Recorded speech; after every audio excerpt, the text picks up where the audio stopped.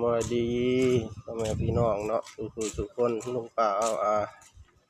าท่ายสบายดีเด้ออันนี้ก็พ่อที่คนโทรศัพท์ท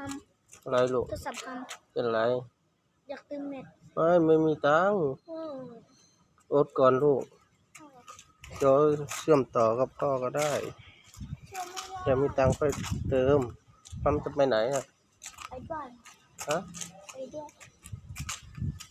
ลูกจะไปนำพี่น้องนี่ลูกจะไปนำไปซื้อกับเขางานกับเป็นงานเร่งๆพี่น้องจนบัดได้ลงหอนคลิปเนาะเงินอีกก็ได้เลยว่าผมก็อยากถ่ายให้พ่อแม่พี่น้องเบิ่งอยู่อันนั้นคือในโรงงานเนาะแบบว่าเขาเฮ็ดเขาหยิบกระเป๋าใช่นะพี่น้องเขาเมาเอาเนาะเขาหยิบเมาตั้งแต่เริ่มแต่ต้นเพิ่นตัดขามาให้นะเขาก็เลยเริ่มเฮ็ดแต่ต้นมา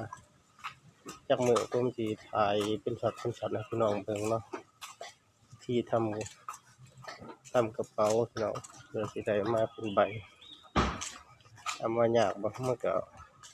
คันเป็นแล้วมันก็บ่ยากพี่น้องถ้ามันบ่เป็นก็ยากผมก็หยิบมาหลายปีแล้วพี่น้องหยิบมา